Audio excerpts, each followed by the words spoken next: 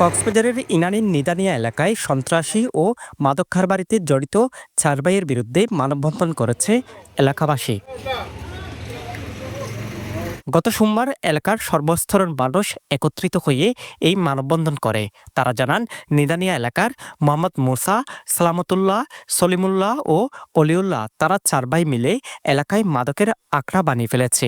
আর সেটির প্রতিবাদ করায় গত শুক্রবার রায়হান ও আরাফাত নামের ২ ভাইকে দেশীয় অস্ত্রশস্ত্র নিয়ে হামলা করলে তারা এখনো চিকিৎসাধীন রয়েছে। ইয়ান সমস্যা দীর্ঘদিনের সমস্যা, যে সমস্যা কোনো মানুষ তারার বিরুদ্ধে সচেতন হয়ে কোনো ধরনের প্রতিবাদ করিবার সৎ কথা হইবার ক্ষমতা নরাখে, যার কারণ এখন আর জিন কথা হই আর আরো ঝুঁকি লই হইতে হতুন যে আর মারি ফেলা কোনো জীবনের নিরাপত্তা নাই। তাহলে এর আগে আর গড্ডা হাতি গজ যদি হাতে নাতে জিনিসও ধরা হাইয়ে এরপরও ইয়াঙর বিচার ন পাই। তাহলে তার আওয়ামী লীগের আমলও তো ক্ষমতা চালি, বিএনপির আমলও তো ক্ষমতা চালি। তো আর সাইড দেখি তারা এখন এড়িয়ার এলাকার মানুষ কোনো প্রভাবশালী মানুষ নেই যে তারা দমাইবার। আর সেনাবাহিনী এবং প্রশাসন র্যাব ইতারার কাছে আর কি চাই, আর অনুরোধ করি দে এভাবে আর যেন শান্তিতে বাঁচিতে পারি। এলাকার মানুষকে অনেক অত্যাচার করে, ইয়াবা বিক্রি করে, ইয়াবা ওরা নিজে খায়। আমার নিরহ ভাইকে ছুরি মেরে আঘাত করছে।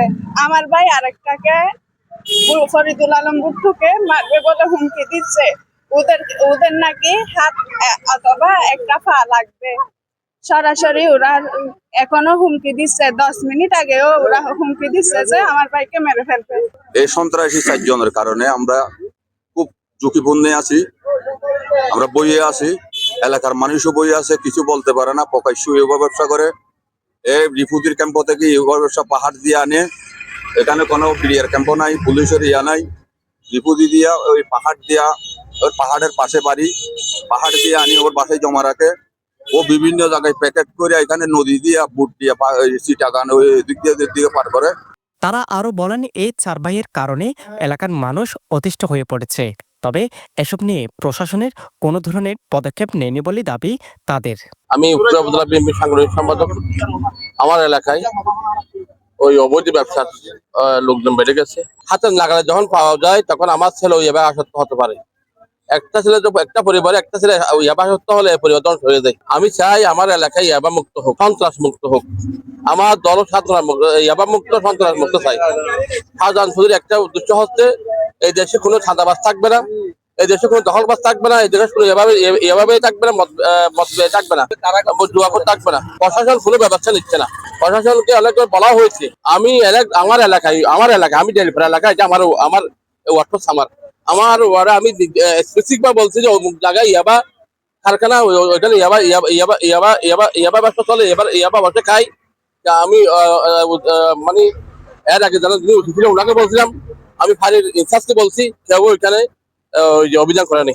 তারা হচ্ছে মুষ্টিমেয় 2-4-5 জন হবে, কিন্তু আমরা তো আর এলাকাবাসী 2-4-5 জন নয়। আমরা যদি রুখে দাঁড়াই তাদেরকে আমরা প্রতিহত করতে পারবো ইনশাআল্লাহ।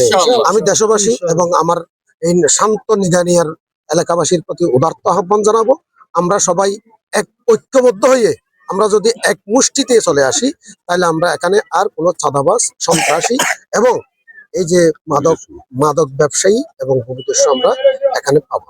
অভিযুক্ত মাদক ব্যবসায়ীদের বিরুদ্ধে আইনানুগ ব্যবস্থা নিতে প্রশাসনের কাছে অনুরোধ জানান এলাকাবাসী। News desk, Penowa.